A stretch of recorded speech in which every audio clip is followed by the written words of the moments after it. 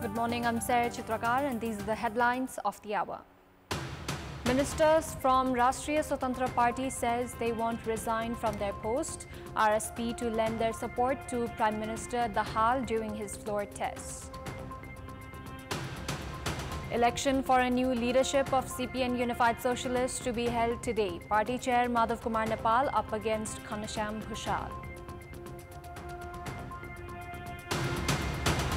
Voting for the general election is taking place in the UK today for 650 seats of the British House of Commons. Results expected to be announced by tomorrow morning.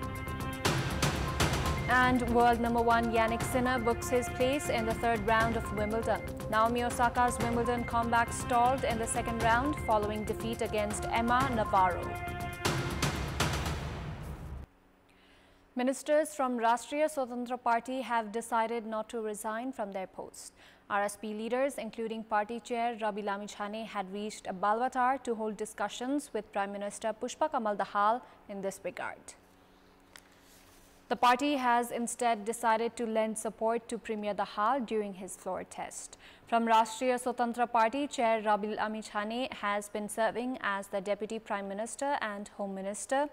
Vice Chair Dol Prasad Aryal is the Minister for Labour and Employment, Sumana Shrestha as Minister for Education, and Biraj Bhakta Shrestha has been serving as Minister for Youth and Sports.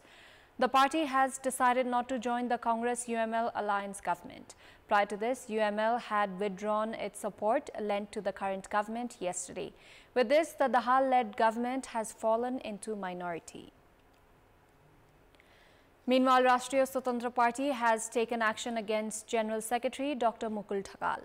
He has been suspended from his post for a few days, citing his inappropriate behavior in yesterday's Central Committee meeting of the party. As per the decision made public by joint spokesperson Manish Jha, Thakal has been suspended from the post of General Secretary and spokesperson for 1 week. Likewise, Party Joint General Secretary Kabindra Bulakoti has been appointed. The Acting General Secretary and Party Joint Spokesperson Manish Jha has been appointed spokesperson of the party based on the proposal made by the party chair. It has been said that the Disciplinary Commission will be directed to make recommendations to the Central Committee along with report to take further actions against Thakal. The Central Committee has blamed Thakal, citing that he had demonstrated inappropriate behavior during yesterday's meeting and had given remarks publicly that could have negative impacts on the party's image. Thakal had been demanding for a live broadcast of the party's meeting, citing the discussions should be transparent. Thakal had donned a cross of black tape over a mask in yesterday's meeting. He said that he was prevented from speaking the truth and urged the central leaders not to allow Party Chair Rabi Lamichhane to make decisions unilaterally. Yesterday's Central Committee meeting of the party had been delayed for a while because of the dispute. The Secretariat of the party chair, Rabi Lamichhane, has claimed that 15 to 16 members had opposed Thakal's demand for live broadcast of meetings, citing confidentiality of the party.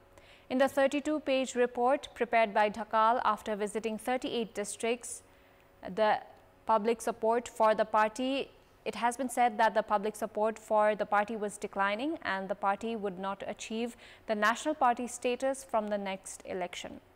Thakal was asked to present the report, but he denied doing so, after which Joint General Secretary Kabindra Bulakoti read the 32-page report in an hour and a half. A new unanimous leadership has grown unlikely from the ongoing General Convention of CPN Unified Socialist. With several aspirants for party officials and central members, new leadership is to be selected from election today.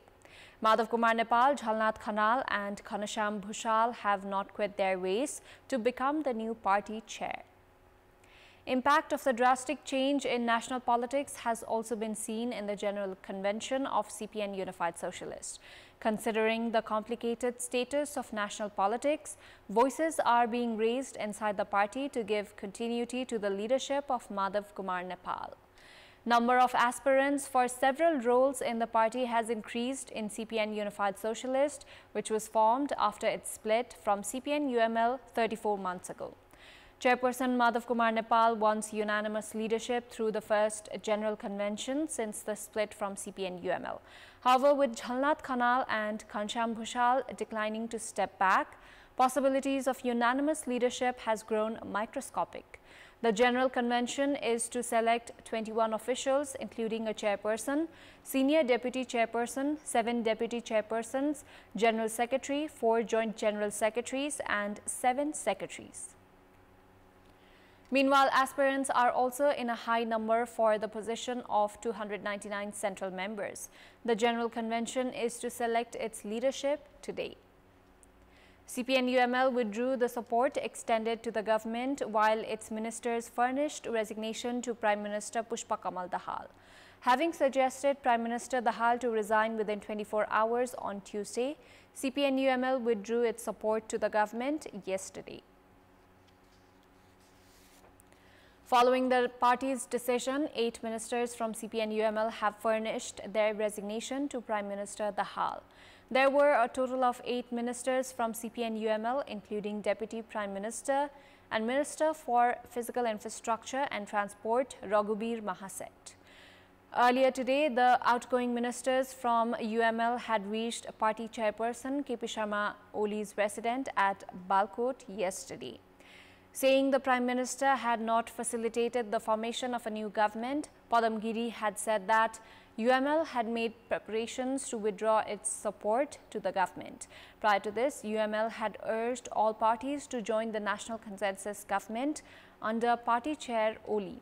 With Nepali Congress and UML to collaborate for the new government, CPN Maoist Centre has been pushed to opposition. Following the promulgation of the Constitution in 2015, Maoist Centre had continuously remained in the government. Largest party of the House of Representatives, Nepali Congress has suggested CPN Maoist Centre chairperson and Prime Minister Pushpa Kamal Dahal to open doors for formation of the new government. A meeting of the party held at the residence of Nepali Congress President Sher Bahadur Deuba in Buranilkantha suggested Prime Minister to tender his resignation and open doors for formation of a new government. The meeting has also endorsed the Monday night agreement reached with CPN UML.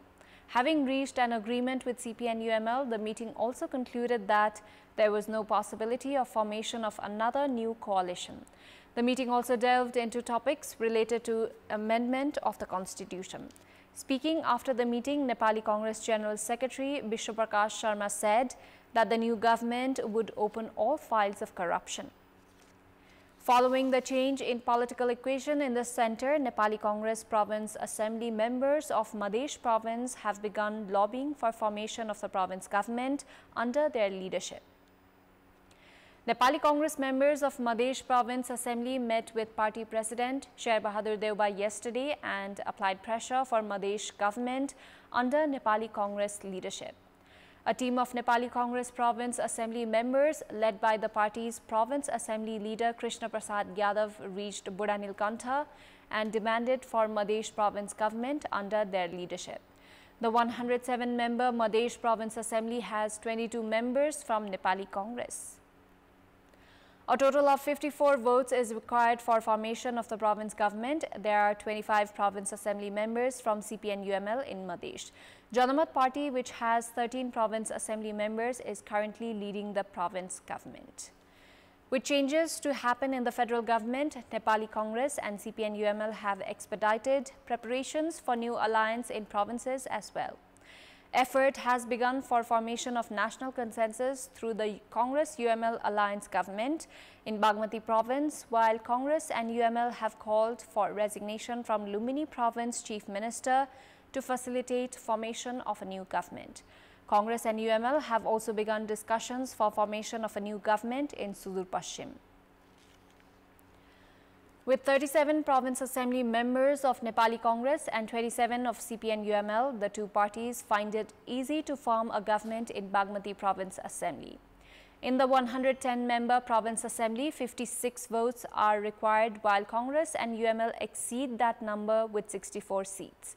Despite no problem in generating a majority, discussions are being held to form a national consensus government by including other parties as well. UML Province Assembly party leader and former Chief Minister of Lumbini Province, Leela Giri, has urged Chief Minister Jhok Bahadur Mahara to resign and facilitate formation of a new government. Parties have also expedited talks in Sudur Pashchim. Dirga Bahadur Sodari of CPN Unified Socialist is the Chief Minister in Sudur Pashchim with the backing of parties including CPN UML. A total of 27 votes is required for formation of a government in the 53-member Sudur Pashchim Province Assembly. Congress has 18 provincial assembly members in Sudur Pashchim, while UML has 11, the total of which is 29. Time now for our segment Public Pulse, where you text us with your opinion. Public Pulse. Here's the question: what do you term the symbolic protest of Rashtriya Swatantra Party General Secretary at the Central Committee meeting with a mask? Your options are A. Consequence of not being allowed to speak, B. Dissatisfaction with the leadership, and C. A publicity stunt. Voting is on. Type any WS, select your option A, B or C and send it to 34001 to share your opinion with us. In our Public Voice segment, we had asked why have menstrual stigmas not been addressed. Let's take a look at what they had to say.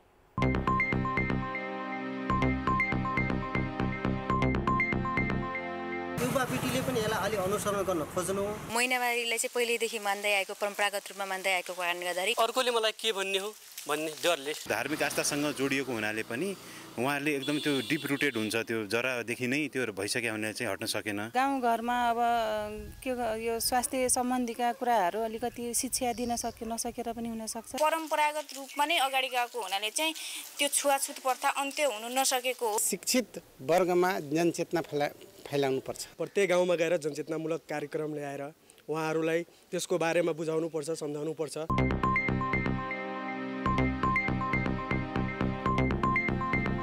Alternative Energy Promotion Program is in operation in Thankuta Municipality under the Sustainable Development Goals and Climate Change Mitigation Project, with the objective of curbing the use of liquefied petroleum gas in kitchen and chemical fertilizers in the agricultural fields.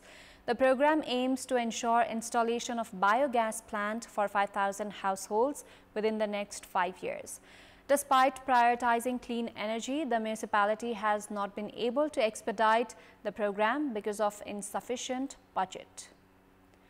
Some households of Thankuta have been using biogas for cooking purpose for the past year and a half. They have not required burning firewood since the installation of the biogas plant. Cows in their sheds have been producing required dung for the biogas, while organic fertilizers are also being produced to grow fruits and vegetables. Such biogas plants have reduced pollution and the use of chemical fertilizers. As the installation of biogas reduces pollution and the use of chemical fertilizers, Thankuta Municipality had introduced the Alternative Energy Promotion Program 5 years ago in collaboration with the consumers. The plan aimed to install biogas at 5,000 kitchens of the consumers of the rural and semi-urban areas. Despite aiming to replace chemical fertilizers and LPG, the program has not been able to achieve expected results in absence of required budget. Despite aiming to include 5,000 households in the program within 5 years, only 142 households have benefited from it so far. Even the consumers have been attracted towards the program because of its inefficiency and advantages. However, the municipality has not been able to meet the demand. Time now for international update.